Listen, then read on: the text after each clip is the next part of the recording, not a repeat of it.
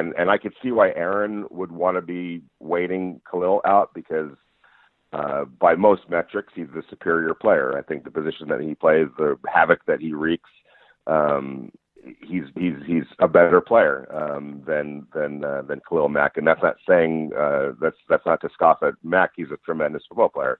It just shows you how good Aaron Donald is. But he's just in a bad position to wait Mack out because again, I don't know if that's going to happen, and B, if I'm Khalil Mack, I'm waiting Aaron Donald out. So long story short, I think there was a period of time where there really weren't that the talk there wasn't much urgency to the talks, or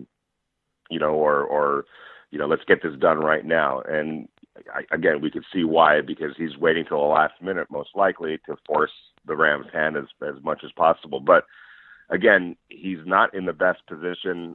We all know about the August 8th deadline. If he doesn't report by August 8th, which would be a week or so into training camp, then he loses out on unrestricted free agency after the 2018 season. Even if the Rams wanted to play nice in that situation, they can't. Their hands are tied. It's a collectively bargained stipulation. He will become a restricted free agent after 2018 rather than an unrestricted free agent after 2018 if he doesn't report by that time. And then if it goes any further, let's say it goes into the season, if he doesn't report by the week 10 of the 2018 season, then he loses all rights to restricted free agency after 2018. And that opens up a whole other Pandora's box, because if the Rams really wanted to play hardball in that situation, they could just re-up him for 2019 at 110 times what his salary is now, which roughly would be around $7.5 million or so that he would make in 2019. I'm not saying they would do that. That would be pretty, playing severe hardball at that point, but they could. It just goes to show you kind of who has the leverage here. So, I would imagine that it starts, becoming more intense and more urgency here in the next few weeks, or at least as we head toward training camp, and certainly as we head toward the August 8th deadline for him to report. But as of right now, it's been a bit of a waiting game. Yeah, and it really it's weird because like when I was at the Senior Bowl, I heard a lot about the third year opt out. And to me, I thought that's what this whole snag and everything was about. Maybe, somebody like Todd France, his representative, his agent, was trying to really get the ball rolling on this third year opt out because, we're going to be seeing it. It's a different sport, but we're going to be seeing it a lot with the NBA now. Just guys just trying to, outdo other players, get paid consistently. A lot of guys want to be the highest paid player when they're the best at the position. And I think that's why you're seeing, Aaron Rodgers is just like, yeah, okay, Green Bay, if you're not going to pay me, just keep waiting there. It's going to be a lot of money for me. But, yeah. What's your thought on that? The whole third year opt out thing. Is that like a realistic thing? Yeah, it could be realistic, but in doing some asking around and some poking around, theoretically they could be asking for that, and that could be a bit of a stumbling block. And the stumbling block would be if you're the Rams, okay, you want an opt out after the third year. We get it, to rationalize your where you're coming from. You want to be able to make sure that you're, right at the top of the market. Somebody's going to come along, i.e., Khalil Mack, and probably top you if he goes second to your first. So we get it. We understand why you would want to do it. But on the other hand, we have to, protect our own interests. And, so in that kind of a situation, the Rams or any team might be willing to do that. But rest assured, that player is not going to get the guarantees over those 3 years that they would have gotten had without that stipulation, if that makes any sense. A lot of these contracts come down to obviously full guarantees, but especially the full guarantees in those first 3 years of the contract. So if that's what he's asking for, then the Rams have every right to ask, and probably will ask, okay, if you want to do that, we get it, but you're not going to get the kind of guarantees that you would have gotten those first 3 years without that kind of a stipulation. So there's a bit of a give and take right there, and there's always ways to make contracts advantageous, even with stipulations like that for both sides. So if he's more interested in getting out from under the contract after 3 years and then going back to the negotiating table with the Rams, what he's going to have to give up certainly is how much he makes those first 3 years in guaranteed money. That's a really good point. I like that you brought up the guaranteed money. It is, I mean, at the end of the day, the contract has to make sense for both sides. And, I know everyone's on the pay the man bandwagon, but, in reality, I'm kind of the wait and see approach. And the reason I say that is because I know how great this player is. And I know this is the same organization that didn't pay Eric Dickerson and has had, contract. It's not the same organization. What was that? It's definitely not the same organization. No. It's the same team. They were the same. No, yeah, I agree. Historically they didn't pay Eric. That's absolutely accurate. I'm just saying that totally different regime, but I totally get your point. Yeah, absolutely. No, I know, but but and then people will throw Janoris Jenkins and Trumaine Johnson and guys that just didn't get paid, and I get they're losing. I won't say they're losing hope, but they're losing, the idea that this team does pay their players. I do believe they do. I just think it's way harder to just you can't just say pay the man, get it done, whatever, because when you bring in players like a Marcus Peters, like a Brandon Cooks, you draft Jared Goff, you draft Todd Gurley, you have a good team. You have a Super Bowl contender in my eyes. Guess what? Super Bowl contender has a lot of, Pro Bowl, all-pro caliber players that are going to have expiring contracts that you need to pay. So, in reality, it's like really trying to make this all work without completely crippling yourself. And, you do have to wonder, where this Aaron Donald thing will go. I mean, I imagine he's going to be a Ram for a long time because, you hear Les Snead say it and everything. And I believe that they truly want him long term and they want to make him the highest paid defensive player.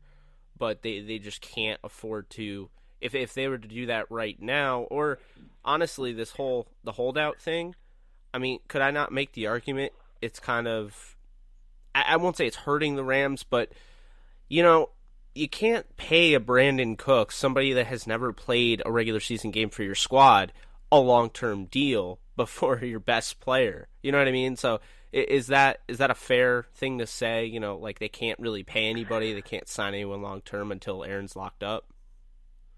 I mean, I personally wouldn't lock myself into that kind of thinking.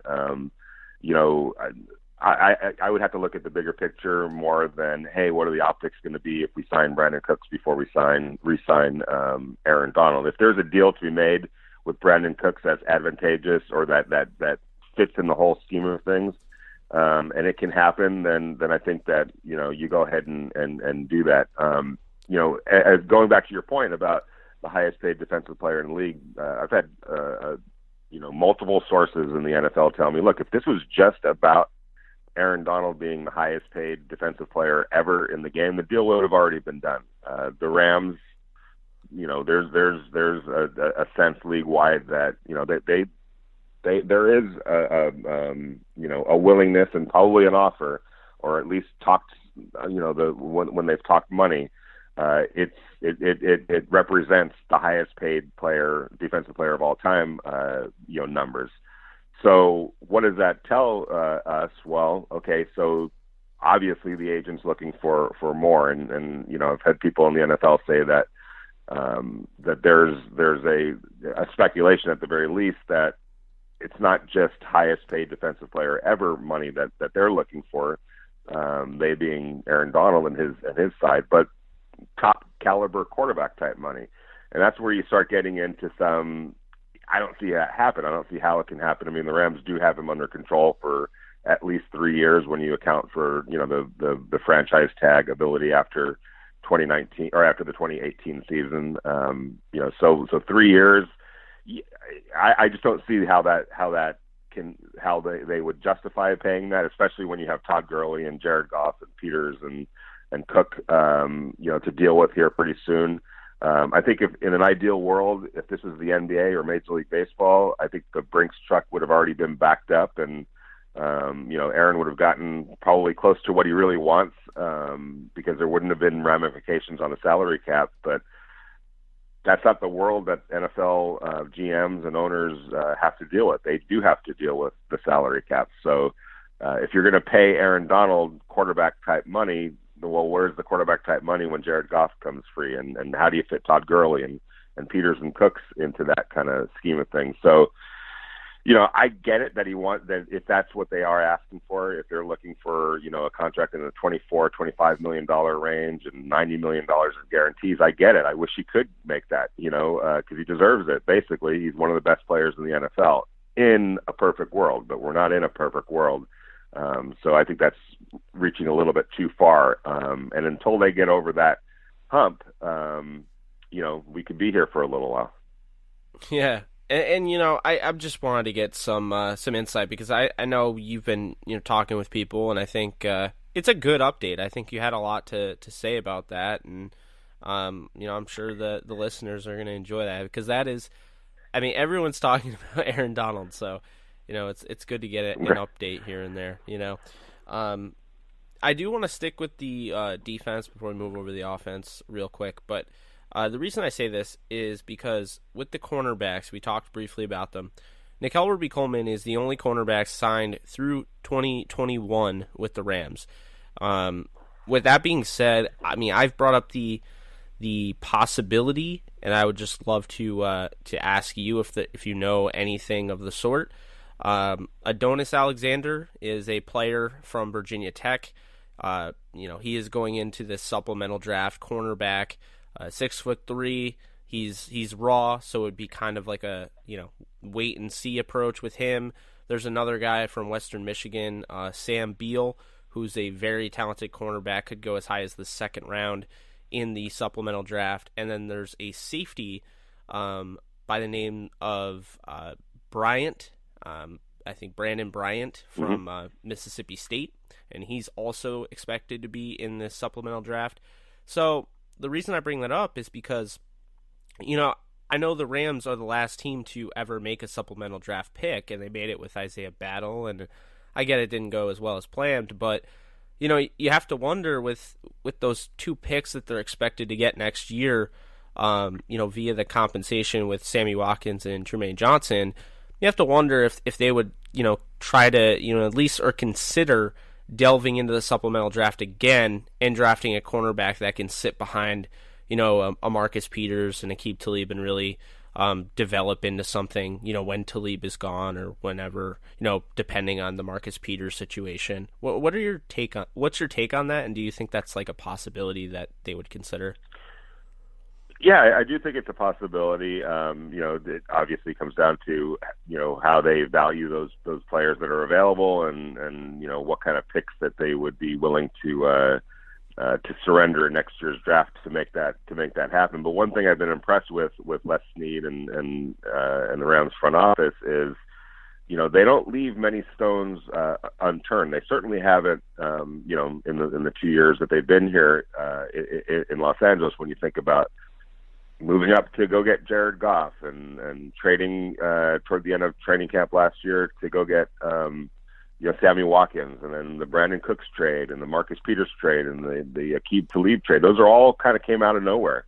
You didn't even think that any of that was on the radar necessarily, or seriously anyway.